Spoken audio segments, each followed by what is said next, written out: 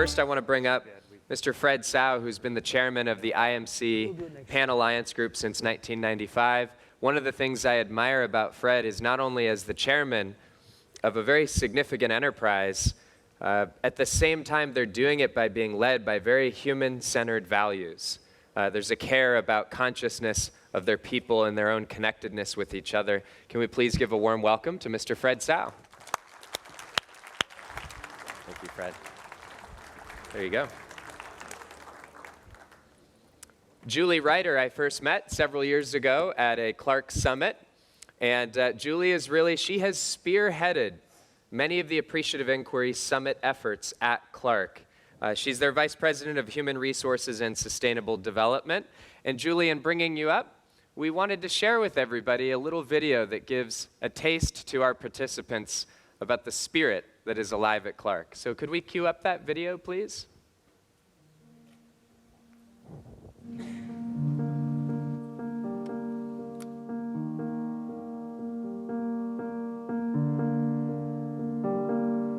I'm excited for the future to begin. I'd imagine it to be really like chrome. Maybe cars will fly. Kids teleport to school.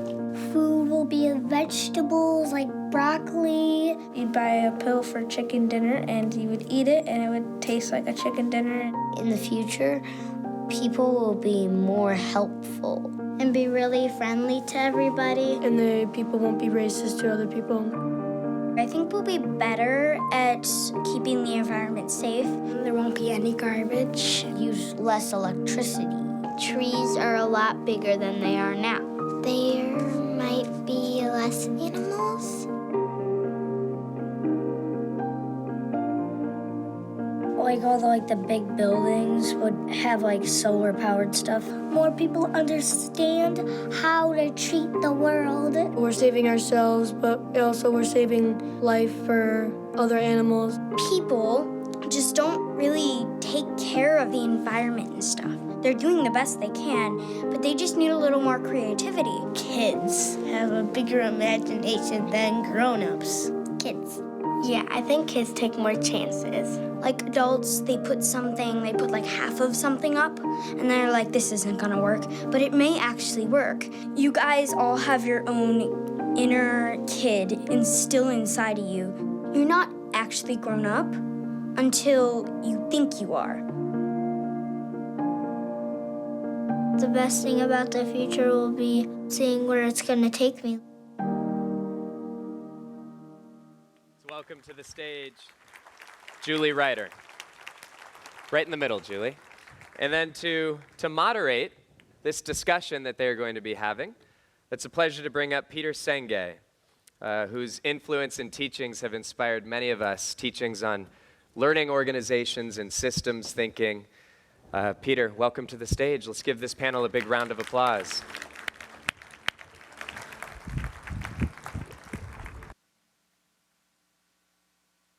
Good morning, everyone. How you doing? Good. Well, this will be a lot of fun. It's kind of an adventure for us. We don't have much of a plan, but of course that's the way we always operate. So if we had a plan, we'd be really uncomfortable. I just want to pick up a few themes. I'm actually going to try to keep us anchored on the two questions, if you looked at the program, that Chris and the team have kind of put together, because I think they really are important ones. And the first one is, how might flourishing become a new narrative in business? It's a simple question, but obviously it's not simple in the least. It kind of automatically gets us thinking about what's the prevailing narrative. And, the business of business is business would be the simplest way to say the prevailing narrative. And while there's been lots and lots of changes, shifts, you might say, more or less on the margins. I don't mean that the profit margin, but on the margins of the business culture. It would be hard for any of us to argue that the kind of mainstream view has changed. And of course, this is more or less a reflection on the nature of change itself. Oftentimes, the more things change, the more they don't change. The more there's movement in one direction, the more there's counter movement back in the other direction. So I just wanted to kind of acknowledge that question, but I think it's a great question. the story behind the reality, or the story behind the structures, is often, in many ways, the most important thing. So that was question number one. And the second question that they put in here was, how might we mobilize the next generation of leaders? And I think these two are quite connected, because shift in the predominant narrative, the underlying story, is almost by its nature an intergenerational shift. And I think we'd be doing really well if it was one generation. But let's just say it unfolds over a few generations. Companies like Fairmont, companies like Julie's, they had to really step out and start a process. But the start is just the start. So focusing also on the next generation of leaders is to me a natural counterpart to this question about the narrative. So those are the two questions in the program. And I just wanted to kind of remind us of that. So in whatever way it does, it'll kind of keep us anchored. In terms of how we wanted to kind of get this started, I thought it would be really useful for you guys to get to know Julie and Fred a little bit. So last night we visited a little bit, and Julie was telling me a little bit about your story and the story of Clark, and a particular kind of shift that started to unfold almost 10 years ago. That I thought would be a really good way for everyone to get a bit of a feeling. The video is actually also a pretty good way to get a feeling of what you guys stand for. But in terms of the journey you've been on, Fred has a very different kind of context and some very different contributions to make in the conversation. We are predominantly, I'll say, a Eurocentric kind of worldview here. If you want Western, most of us here come from traditions that are somewhat, but tangentially influenced by Eastern or indigenous perspectives. So Fred has been very deeply involved in questioning, well, how do the East and West start to, I wouldn't even say come together, but what sort of synergies, what new might emerge from that, and the implications of all that for developing leaders and management. So after Julie shares a little bit about her story and a little bit of the episodes of evolution in Clark over this last 10 years, then I'll invite Fred to do kind of his own counterpart to that. What's kind of like my story? How did I kind of get to the point of having the questions that you are now really focused on? And then after that, we'll just kind of continue in a conversation. And then after a little while, of course, just open it up so we're all part of the conversation. So, having just said that, I'm going to start off by saying a few words to introduce me, because I realize that it's really, really easy for me to slip into this kind of moderator role and forget to say, well, here's how I got here. So particularly as I was listening to Jennifer this morning, it was a good reminder of the journey that I and lots of my colleagues have been on, many of whom are sitting here in the room. And I alluded to parts of it just by saying, the start is the start. And then the next question is, well, what's next? There's two kind of cornerstones to the work I've been involved in for a long time, and they also allow us to kind of touch into the deeper themes here. One of my premises has always been, the more progress you make, the harder it'll get. That's kind of counter to the way a lot of people think. But I remember years ago, I was thinking of this story. I don't know why. I listened to Jennifer. I was chatting with a good friend who's a 35-year meditator and founder of a whole network called the Shambhala Network, which is a wonderful group of people, very serious Tibetan-inspired Buddhists who are also in the real world. They're teachers, they're business people. It's a great network of bridging deep cultivation practice with the real world. And I asked him what was his view. This was about 10 years ago, when meditation was starting to become more popular. And he had a great comment. He said, well, a lot of it is coming from this whole stress management, stress relief kind of movement. I mean, people feel enormously stressed and overwhelmed, and they need a place to be that's quiet, and they need all that kind of stuff. He said, that's really interesting, because we've always viewed it as stress intensification. So this kind of notion that once we get started, it'll get easier, I think is really, can be very misleading. And I think you could feel it in some of the questions. Where did Hunter go? If you heard Hunter's question there. And some of the questioning, legitimate questioning of Jennifer is not about her or about Fairmont, but you know, in a sense, we get started in order to kind of buy a ticket of admission to the real game. If you're not started, you're not started. But things tend to get more difficult. In the old quality movement, they used to have a great metaphor I always liked. They said, you try to get your processes under control so you can see the real rocks below the surface. Because the real rocks below the surface are always being covered up by all the noise on the surface. And it's a good metaphor. So I've kind of always been wondering, well, what are the real rocks and what are we learning? And I want to put these questions out too, in the background. We'll loop back to them. What are we learning about the real difficulties? Getting our people engaged, doing stuff that's meaningful is actually the start. Without it, nothing else matters. But then you start to realize, no, actually the larger system is much bigger than anything we can do, and that's where a lot of the real problems come. The second question that I think kind of epitomizes a lot of the work we've been going, journey we've been on for a long time, and all of our kind of networks of collaboration. And Chris, I know, is quite passionate about this, so I didn't want to start without kind of bringing up the inner and the outer. That, you know, it's a frame that I think is a natural one. You know, what's on the outside is on the inside. What's on the inside is on the outside. But it's really not small in its implications. And you heard it in some of the questions of Jennifer also.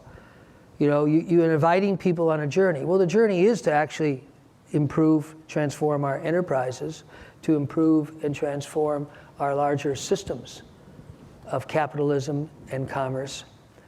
But they are the way they are because of how we are. And there really isn't an inner and outer. There's just reality. And it's continually manifesting on both levels in our awareness. So that's the other part of the journey. And again, those two questions will even sit in the background. What are we learning about the deeper blockages, the deeper impediments, and how we deal with them? And in what way is this journey really a way of bringing human beings back to a sense of their own innate course?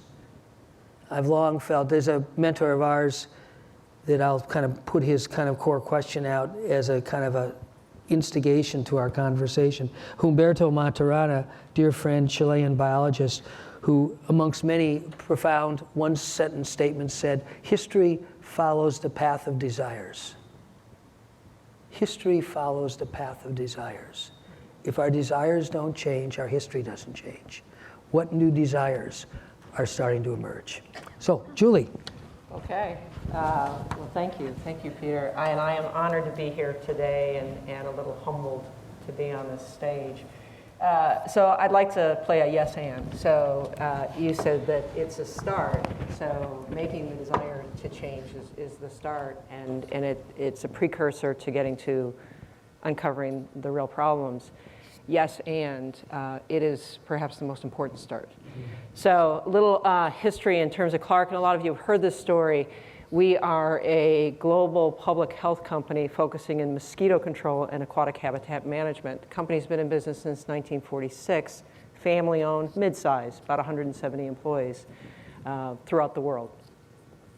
2008, and actually for most of the company's history, it's a fairly traditional, some would say old school, tired pesticide distribution company. And in 2008, we had a pivotal moment. It was, as somebody said yesterday, the moment when the plane went from 0 miles an hour to 1 mile an hour, and everything changed for us. And the story is really a story that's sparked by Lyle Clark. He stood up a little while ago. He's our company CEO. And it was August of 2008, we were getting ready for a strategic planning retreat like we would normally do.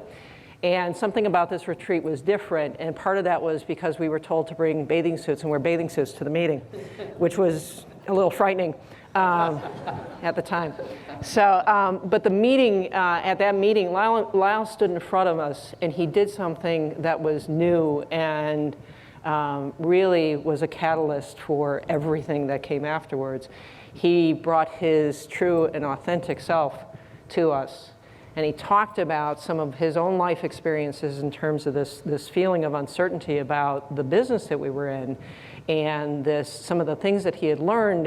He and his wife had recently adopted a baby boy from Russia and had the experience of bringing this child home and going from being rather undernourished and certainly not thriving to surrounding him with love and the attention and affection of the family, and Joe just taking off and just immediately thriving. And he told a story about Joe. He told a story about Joe at the pool and taking Joe to the pool and walking down the edge of the pool with him, hand in hand. Joe breaks free from his hand, runs down to the edge of the pool and jumps in the deep end. And Lyle says his heart stopped. He didn't know what to do. He waited, not sure what was going to happen, and then Joe emerged from the water with this look on his face that was just beaming with excitement in terms of what he's just done. And he said, it's a look that says, "Dad, what's next?" So Lyle tells the story and he starts to cry, and we've never seen him cry before. And he says, and I get choked up, so I apologize. He says, "I want to figure out a way to do this differently. We're in the pesticide business, and certainly that industry has taken a bad rap. We have a new product coming onto the market that's new and innovative, would ultimately go on to become OMRI certified for use in and around organic farms." He said, "I'm excited, and I'm concerned. I'm concerned about our environmental impact, and I'm concerned about the slow pace of change in our company and in our industry." He said, "I want to figure out a way to do it differently." He said, "And I want you to join me. I don't know what it looks like, but it's different. It's green." And he kept doing this thing with his arms. He kept saying, it's green, but it's bigger than that. It's sustainability, but it's bigger than that. And he said, "I don't know what it looks like, but I want you to join me, and I want you to take a leap of faith." And so quite literally, we went down to the pool at the resort, and we all jumped into the deep end of the pool. And that was the moment that everything changed for us. And we've been on this journey, as Jennifer Deckard says, it's a journey, and it started with sustainability. It started with kind of taking stock of where we were and setting some goals. And over the course of the last almost 9 years, the company has made a just truly transformational shift. And it's a shift that has impacted every single one of us. And it started with that moment of Lyle having the courage to be vulnerable and be authentic, acknowledge that he wanted a different future, but he didn't know what it would look like and didn't know how to get there, and then inviting us to be a part of that. And it was truly a transformational change. A lot of stuff has happened since then. We can certainly get to that. But that was the moment where everything started. And I would say to some degree, yes, the work from there is interesting because you uncover the low-hanging fruit opportunities, and you take care of that, and then you get down to the really meaningful meat of the stuff, the hard stuff. I would say though that because of the work that we've done, getting to that and getting through that is actually easier than it ever would have been. We have the courage to do it, and we figured out ways to talk about the things that are challenging that 10 years ago we couldn't have done. It would have become extremely stressful to the organization. So I would actually posit that it's easier because of the work that we've done. Thank you.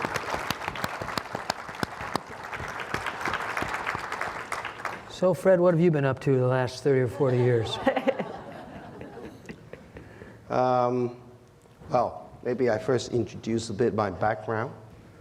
I come from a family business, 4th generation, and the business is over 110 years old, but it's a kind of a migrating business because we started in Shanghai, and then we moved head office to Hong Kong, and then moved it to Singapore. And so my family is all nationality. And my grandfather's Brazilian, actually, at the end of the day. My father's Malaysian. Myself is Thai. And my children hold different passports from Canada to Japanese to quite a number. So it sets a very different scene if your family do not have a definite identity of nationality.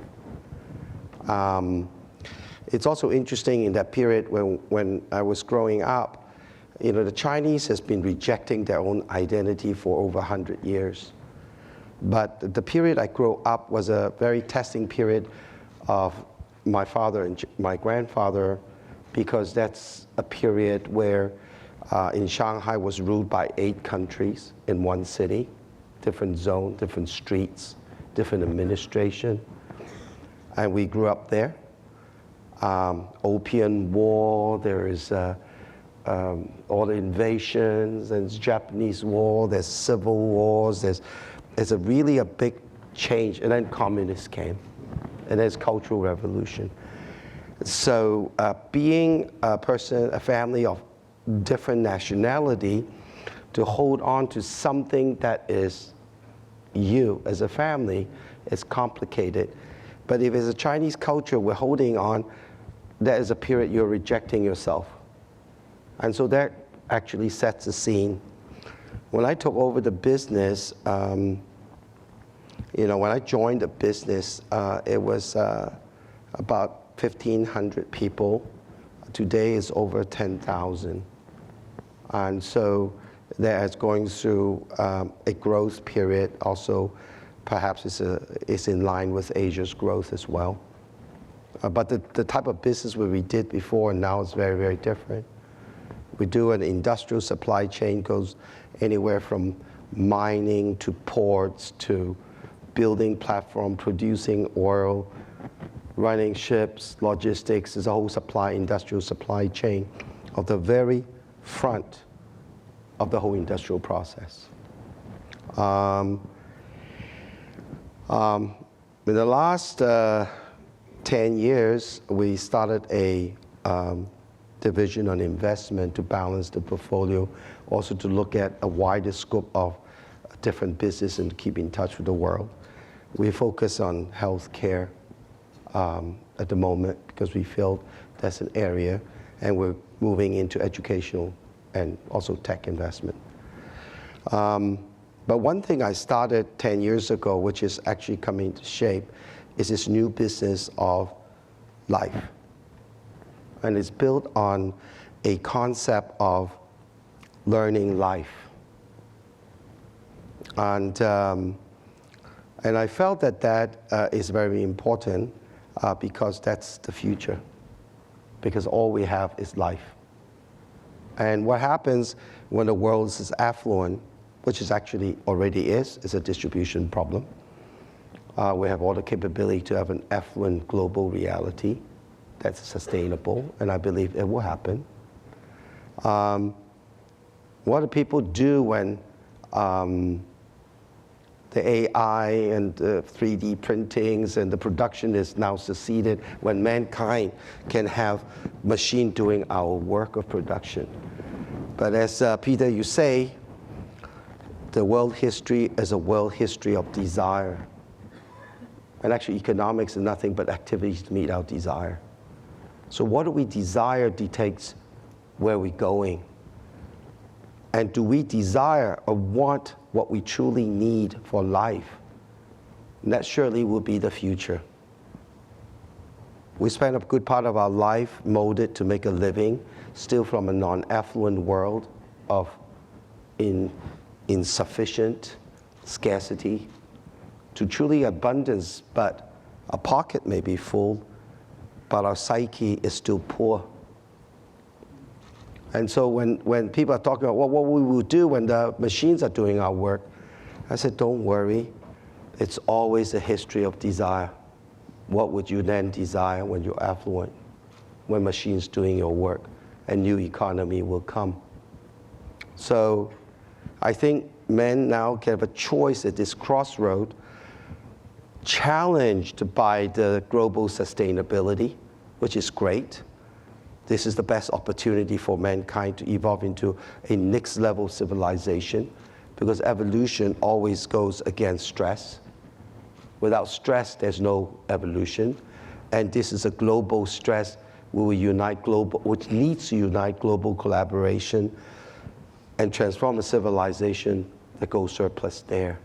When machine is doing our work, we have to take stock with an affluency that we have. What do we do with the only thing we have? Life. But hardly we learn about life. And so, yes, at the bottom of the food chain, just like Fairmount, you can do so much. You can do a defense strategy waiting for the transition of people creating in the upfront what could be maybe possible, new material, new energy, but you're not there. It's like you cannot control fracking. That's somebody else's job. In the bottom of the food chain, you can only have a hold position to do damage control and do the transition and waiting for somebody else to help you move into the next stage. But if I can move forefront into impacting desire, and if people can meet needs and want what they truly need and realize what life is, we move into a new stage of affluence where we can actually focus on the one things that we really have, which is life. And so I start doing that business now. That I feel while I do a hold position of transition and damage control, there's limited I can do in that. The other thing is this inside-outside relationship methodology. You know, because of my background, because of the Chinese thinking, I was sent to the West as a teenager to go learn. So I went to Canada, I went down to the States to learn. It was an attractive proposition for me because there was also the hippie era. Everything's about freedom. And in the Chinese system, it's anything but compliance. So many comes and never went back. But I did go back. And I started my journey thinking about many things. And that happened to me, which is a very long story. Maybe I'll leave you to read the Quantum Leadership book. But I was just thinking about my role. I was thinking that when I was just about to take over stewardship of the company a few years back, I actually have to think about where am I taking these people to and where am I taking myself to. Many of you are in a family business. I always say family business is Hotel California. You can check out, but you can never leave. And then about to check in to be the steward, what am I going to do, right? Where am I going to lead? And it was started that I was dealing a lot of trial and error on management. And family business is very testing in management to start with. It's a very complex system where family system and business system commingle in the very complex dance. Actually, Peter, that's in the early 90s, I met you in Singapore. I met Dr. Kobe, and it was a period where there's a lot of these learning organizations haven't happened. I tried everything, I studied everything. You were a young man then, in the early 90s. So was I, younger. But it started out the research of management. And then it gets bigger. And I found, so, well, all these things is not working. Something is missing. So I go back to find out, where is the origin of the history of these things? And I found a Chinese book that's over 3,000 years old.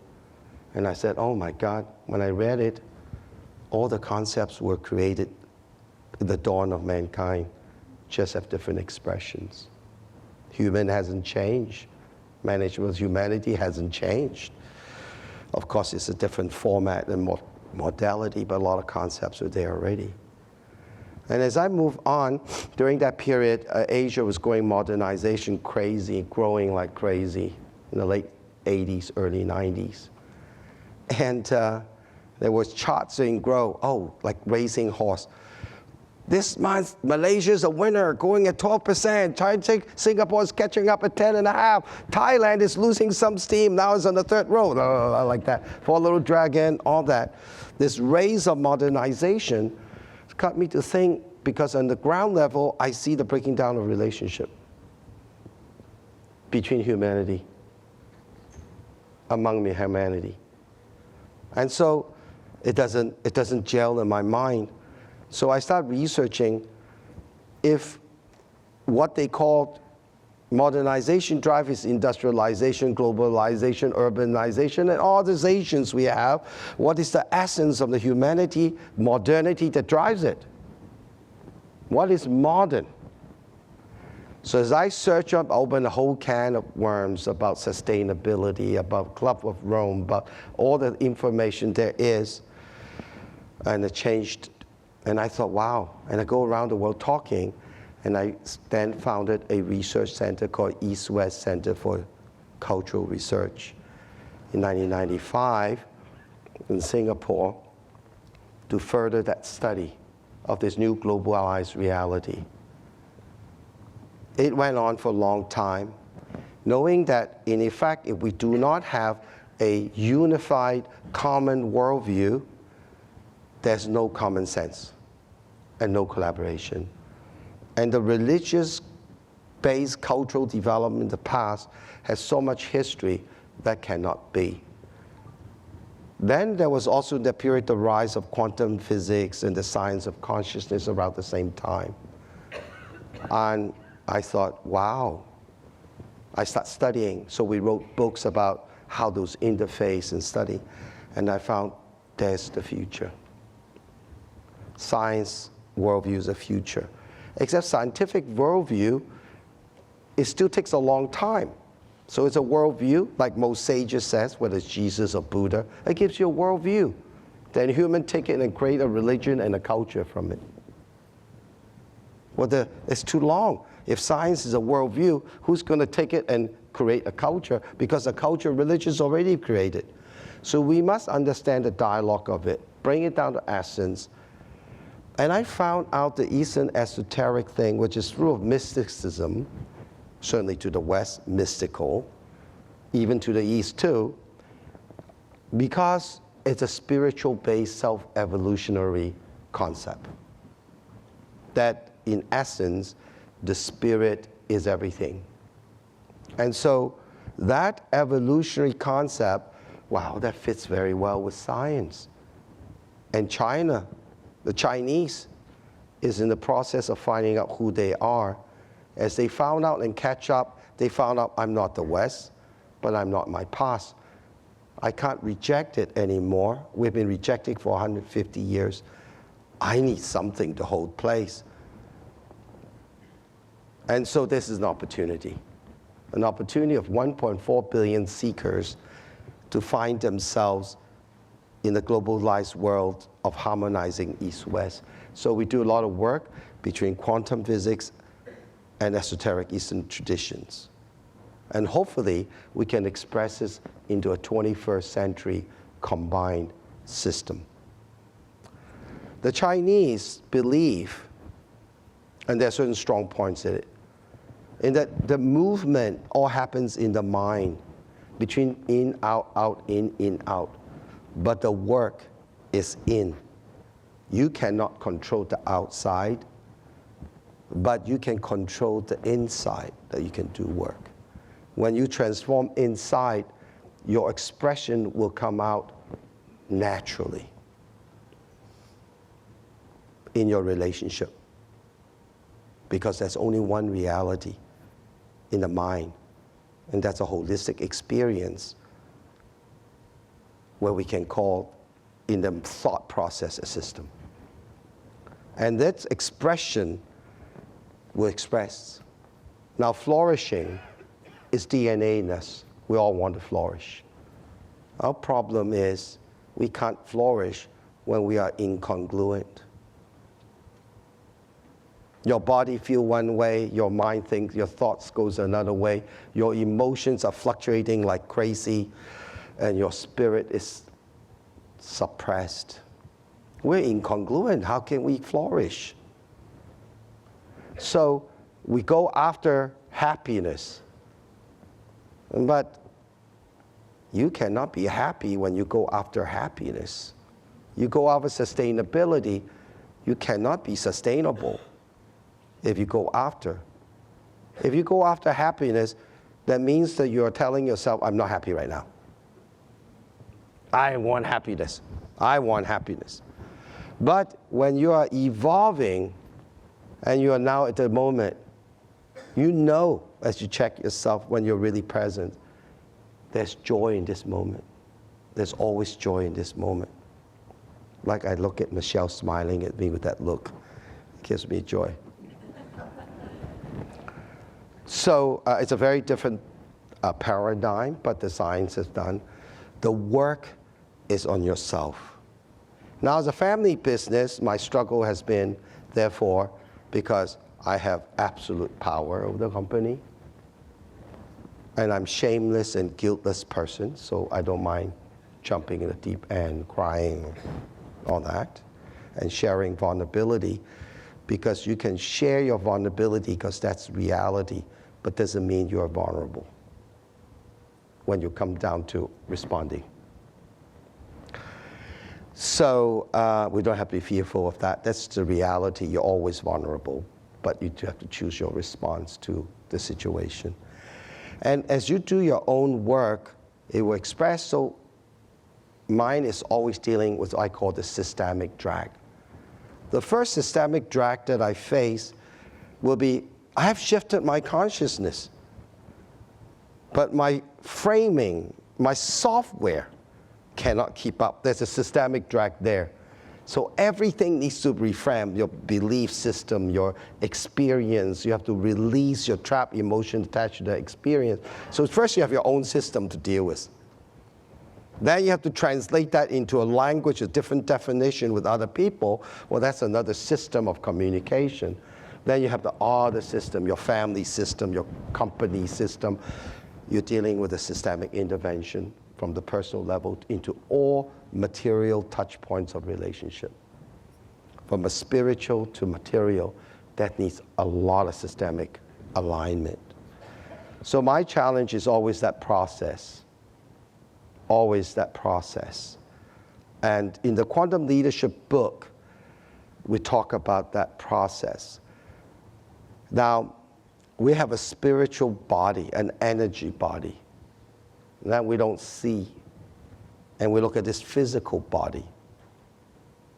But if we silence ourselves, we will be in touch in the spiritual body. Some people call the higher self, your true self, Atman, whatever that self is, that is your spiritual energetic body, which actually feeds everything. So we think about eating food into nutrition, but ultimately, what does that convert to? Energy for work, for life. And so there is a whole new paradigm in quantum physics and esoteric tradition in the East that talk about that. When we are sick, we're meant to our body, an intervention of the body. When we move to the wellness, we're maintaining our energy body, and therefore we need no physical intervention.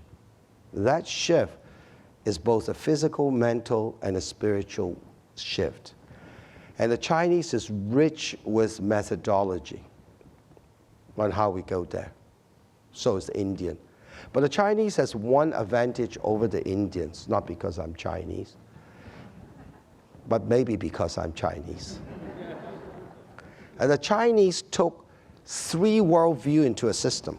The Confucius black and white worldview, don't ask questions, is right and wrong, knowing that most people can only operate in that zone. But the fundamental, it is a materialistic spiritual worldview of the yin and yang and the bagua, which you see that. That is a spiritual material worldview. And then, of course, the Indian Buddhism that we took in, which is a spiritual worldview. And they combined 3 into one system. So I feel that, wow, that is a very interesting.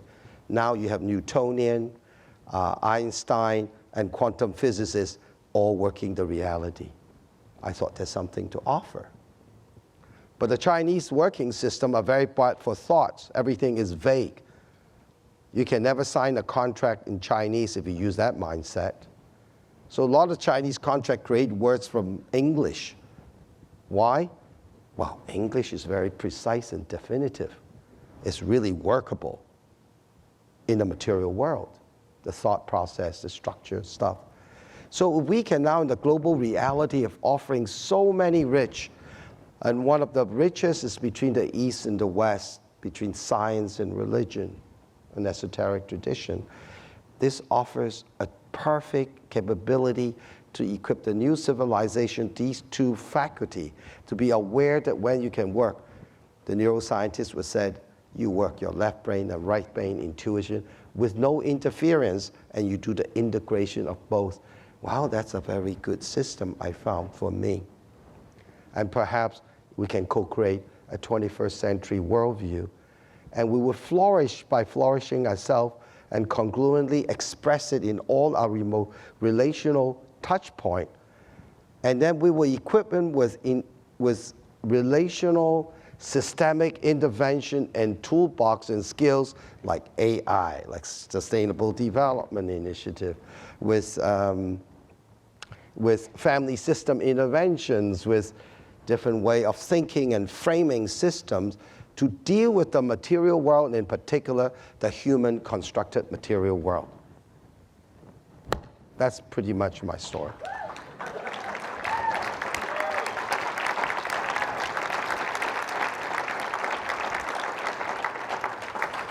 So we obviously have an unusual opportunity here to kind of bring different cultural lenses onto what ultimately has to be a common journey, different but connected.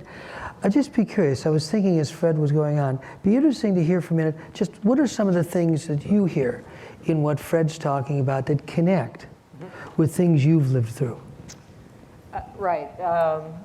You know, I think for this concept of vulnerability is a starting point, and I think it really is to what you're saying about the whole self, the true self.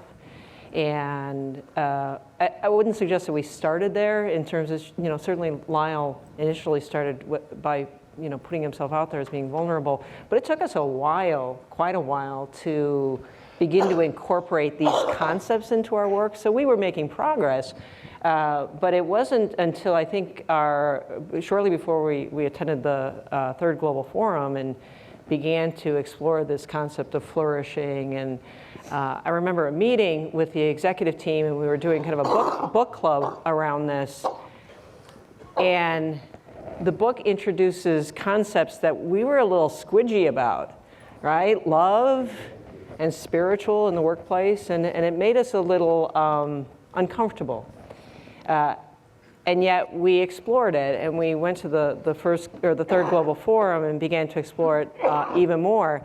And I think without mandating or without setting, putting a policy in place that says we're going to explore mindfulness or we're going to explore the whole self and the true self, we just started exploring it and giving ourselves permission to do that, and then it just began to build. So just quick story, we go into this, into the Third Global Summit feeling a little anxious about the idea of talking about love and emotions in the workplace. And then the next September, we go into our pre-summit for our 2016 AI event. And again, you know, we've come out of this really uncomfortable about emotions and that. So we go to the pre-summit for our AI event, and we're doing brainstorming around the theming for this event. And I got to tell you, the number of times on a Post-it note I saw the word love, it just organically happened. And so I think it's both practice, which I think we're just beginning to explore in terms of a discipline, but we didn't approach it as a discipline. I think we just gave ourselves permission and began to explore it in a way that felt natural to us, and then it opened up a space to allow it to happen. We're not all there. We don't have it all figured out. I do think, though, now we're ready to begin to more systematically bring some discipline into it to further embed this as a way of being. So what you're saying, Fred, resonates, and yet I don't know that we didn't come at it directly. Yeah, well. And I think that was okay. We came at it the way that was natural to us, right. And I think because it was, we're successfully exploring it. I want to open it up in just a minute because I'm sure both of your comments have sparked a lot in people's thoughts and questions. But I just want to say that the one thing that really comes across very strong listening to both of you is this kind of incipient or just kind of ready to bloom orientation. You said something that I thought was very touching because I've heard, I spent about a month a year in China, I have for about 20 years, that one of the things it's important for us Westerners to appreciate is the extraordinary historic pace of change. As you were saying, all of a sudden in the 80s and 90s, everything's exploding. And in a sense, that part of the world has lived through the industrialization cycle in about a quarter of the time that the West has. So literally within a generation or two, you can see all the benefits and all the costs. I think when it happens over multiple generations, of course, we realize the benefits, but it's hard to feel the costs. You had one phrase that really struck me. You said that the relationships were disappearing. That with all this extraordinary material progress, the underlying kind of relational underpinnings, might say of our sense of self, our sense of community, our sense of family, our sense of society, was really disappearing. And at least sitting up here, I could feel it because it resonated with other things I've heard. You could see it happening in real time, not over 3 or 4 or 5 generations. And when I heard your story, it's a beautiful example of reaffirming the kind of relational underpinnings. It all starts with relationship. Obviously, Lyle's willingness to be vulnerable, obviously it's just his story, and yet it touched people because it wasn't just his story, right? That's true. It became everybody's story. That kind of access we have to connecting, as you said, now. Not conceptually, but actually. So, questions, comments? I'm sure we have nothing on your mind whatsoever, right? And we have probably all of about 5 minutes before we wrap up. So let's consider this kind of a little episode to open some things that you guys can continue to explore. I saw a hand pop up over there. Just stand up. They'll get a mic to you. And my suggestion is, because of the time, that we hear from a few different people. We won't even bother to respond. But just get your questions or your reflections into the open so they become part of the stew that's brewing. Yeah, I hope you can make some sense out of my question. I was certainly touched. So when I'm trying to put into words when I'm touched, it doesn't always come out so clearly. But Few of us do know that problem. You mentioned, Fred, about language. In Chinese, the terms are vague. So you use English expressions that you find more precise. I live in a Spanish environment and work and live in a Latin environment. Today, we're in this talk and your questions, how might we in the rest of the question aim to flourish or flourishing to leadership. I remember Peter Block, the title of his book is The Answer to How is Yes. I used to quote that title without having read the book. It's just fascinating.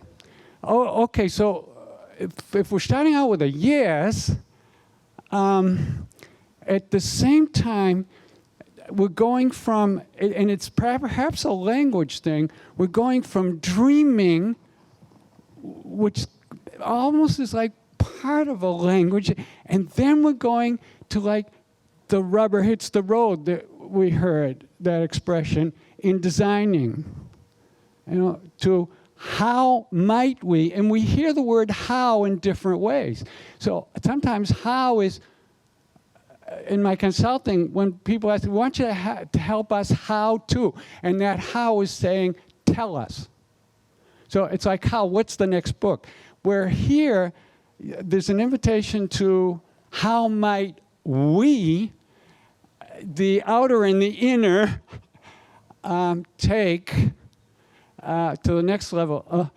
That's what's happening in me right now. All right? Thank you. Stand up and you'll find a mic for you. Here you go, and then we'll come over here next. Please. Hi there. I was an executive here in America. My wife and I sold off everything and moved to Mozambique 6 years ago. We have a social impact company that serves the U.S. retail market. You mentioned the East and the West, and yet I'm involved in a lot of initiatives all over Africa in discussions about the emergence of Africa. And with the Asian influence coming in and doing things there, I'd like to get your commentary on where does Africa fit? Okay, so we're going to hold on a response. So here are a few more comments and questions. Again, I'm just trying to get out into the open what's moving. Please. You talked about the business of life, and so I'd like you to elaborate more on that, what you mean by that and how that's enacted.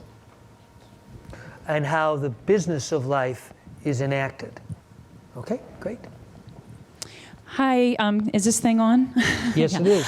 I'm here with the team representing VCA, which is a veterinary company. We oversee animal hospitals all over America and in Canada.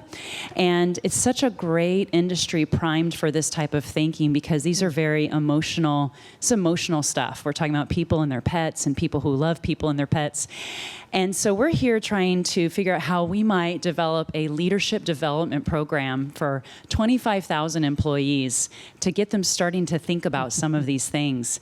And so I just wanted to throw that out there because we're here and we really, this is really resonating with us, this idea that we can help them to tap into their emotions, but not to be scared of that, but to really embrace it and really embrace their whole selves as they come to the table and work with one another and with their clients and with their beautiful furry babies that we all care about so much. So just putting it out there, just if anybody has any ideas. Thank you. Right behind you. Since you're right there. Okay, that's fine. Be good. Just want to thank you for speaking such truth that really touches me at my cellular level, for asking the question, do we desire what we truly need for life? And to remind me that we can't flourish when we're incongruent, and that the only journey is inward. Thank you. Thank you. I was struck by your comment when you said you cannot transform the outside, but only within, and you cannot flourish when you are incongruent. So I was wondering, what does that imply for how you relate to your employees within your organizations, and how all 10,000 of your employees relate to each other? Thank you. A few others. I was here. Oh, yes. When I was listening to you, I have experienced one of those moments of gratitude and feeling proud and happy to belong to this transformation. I am part of the quantum leadership team, and my trajectory is that I have been 25 years working in psychotherapy, transforming individuals, groups, and families. It got me to a time in which I felt that transforming individuals or releasing personal conflicts is not enough, and I need to be part of a systemic change. And that's why I jumped into organizations. And hearing you, I really believe that we are in a moment in which, by transforming our mindsets and our experiences, we can really create another reality. And I understand my mission as contributing to design experiences and processes and participating in them that really can help us to transform our visions and ways of living. And I just wanted to thank you for this conversation. Well, you're welcome. A couple others. I think, yeah, please. I don't know whether you could conclude your observation about difference in the Eastern and the Chinese. You talked about the Confucian and Buddhist.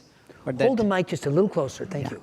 Yes, I just want to, I'm requesting if you could conclude the observation, Mark could conclude the observation about the difference in the Indian and Chinese I thought that observation was not completed. You gave the tenets about the Confucian and Buddhism and how it is contributing to the Chinese, but how the Chinese and Indian ways are different. You mentioned about it. If you could complete that observation, that will be helpful. Right. Thank you. Thank you. David? That's good. At least I'm not saying something wrong. I've got my other Eastern side. Keep you on track. Somebody else was standing for a minute. A couple more, then we're going to just have a few closing remarks. I've got a question, but I'll go after you're done. Oh, I'm sorry. I'm right not over sure here. Where I hear your voice. Where are you? Oh, you're over there. I'm sorry. Listen, I just want to follow my colleague's comments on Mozambique. I just got back from 3.5 years in Uganda, and it's a vibrant society. And following Julie's comment about transformation, and I work with an organization now that is also transforming, albeit an NGO. And the rhetoric has been, it's been business and NGOs, when I think it's really just one conversation we really are having. And so the transformation discussion and the sustainability discussion and the flourishing discussion, my job right now is to act as a 5-year-old in my organization. Why? How come? Why not? My question for the panelists is, how are your organizations learning? And not just because Peter's here, but that's a genuine question. How are we learning? Why are we not learning? Thank you. And I think there were one or two right here. Hello. Well, I was very touched by this talk. And I just wanted to add one other thing into it, and that is that the wisdom traditions of the East have a lot to offer, but we also have wisdom traditions in the West that have been pretty well hidden. And one that I've explored quite a bit is Kabbalah, which has 4 different worlds which start at the material and then work their way up. And at the highest level, as you progress up, they all recognize each other. So they have different clothing and they fit in different cultures, but they recognize one another. And so I think we have a lot we can share, both in how we get things done. And a lot of that, I've spent a lot of time working in Asia, and they have a lot to teach us about getting stuff done in the material world as well. Mm-hmm. So I think we have a soup here that has a lot to offer in both directions. And it was very inspiring to hear that. Great. Thanks, David. Okay. I'm looking around to make sure there isn't somebody about to explode. Right. Are you about to explode? I'm about she's to. about to explode. Can we get one mic down here? Excuse me. Could you bring the mic back right up here in front? And then we'll wrap it there. That'll be the last one. Thank you.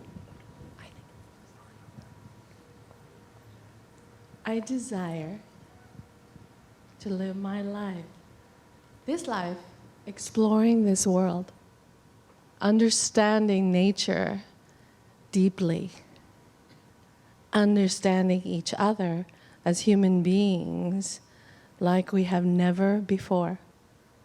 I desire to know what my body is and connect and really have that clarity as to spirit, soul that energizes this body, and how my energies and motion, my emotions affect all aspects, all cells, all organs, all parts of my body. So I never have to have the concern that I am unhealthy. I desire to explore this world without having to worry about money and whether or not I have to earn it to provide food, shelter, clothing, recreation, and just being. I just desire to be here and love this world and love each other and all life. I desire for you to join us. I am here. Thank you. you. First off, thanks for all of you for bringing out those questions and reflections.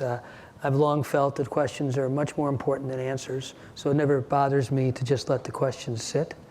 And I also want to give Julie and Fred just a moment to say whatever you'd like, kind of by way of closing. Last night when we were talking about the conversation today, and we were reflecting on that second question in terms of what can we do to transform the next generation toward a more flourishing world. I had this odd moment of, I don't know that I know, because so much of our work has not necessarily been about specifically acting or affecting the next generation. And it occurred to me overnight that yes, it has. Mm-hmm. And I think that's the call to action, is that transforming leaders today will help to create the conditions to ensure that the leaders of tomorrow are able to take up the gauntlet, are able to go from there. And the other comment is just acknowledging that while the next generation, I think, comes in perhaps with some assumptions in terms of that may be different than the way I came into my work life, I don't think it's safe to assume that that next generation has transformed their consciousness. I think that's work that we have to do forever, and it's not something that gets done. And so I think that our work, and I think our call to action, is transform leadership today in all the things that we do to ensure that we've set up the conditions for the plane to land effectively. Thank you. Fred? I see that so much we are trapped, and so how powerful that creating a safe space and getting permission for people to express empowered your organization. Just the leader says, it's okay. It's safe here to be vulnerable. Not to be vulnerable, to feel vulnerable, and it's okay to express your inner desire and see what takes you. We're powerful, we create. We're made in the image of God. We are very creative, infinite possibility. In the Chinese, and talking about next gen, I suggest you, if you have time, to check out the work of Bruce Lipton on genes. And you also do, and check out Morphic Field. What we do and how we live our life and focus on ourselves will be expressed in every relational touch point, and it will express itself at the level of consciousness and connectivity. Chris wants to use the word consciousness of connectivity, but his father defines connectivity as love, energetic resonance. Now, we are very distorted with love because we do not separate sentiments and emotion with love. Love is a wisdom. But often we get all mingled up with this expression of emotions that comes from it, which oftentimes is attachment and stuff like that. So the book, Consciousness of Connectivity, really is talking about love, the consciousness of love. But love is a word people don't feel comfortable, right? Connectivity. But his father, Urban Laszlo, would say, love is just resonance of energy. Small resonance, like pure resonance, wow, you can create infinitely from it. So the closing remarks is that just focus on yourself and find your own freedom. Because freedom, peace, joy, happiness, creativity is different words of the same state of consciousness. Just get there in your own evolution, and all work is done. Because there are people that are specialists like Peter, and there are people with experience like your company, or the company we talked earlier, we can learn from. But the work, you have to do yourself for yourself, to find your freedom. Though you don't need permission to express. And you know, feeling vulnerability is not real, it's just a feeling. And then you are always safe. Thank you.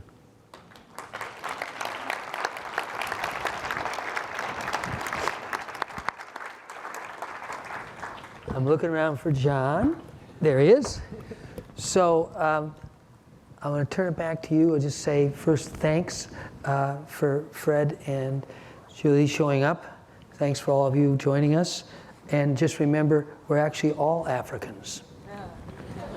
We give one round of applause for Peter Senge, Julie Reiter, Fred Tsao. Thank you. Thank you.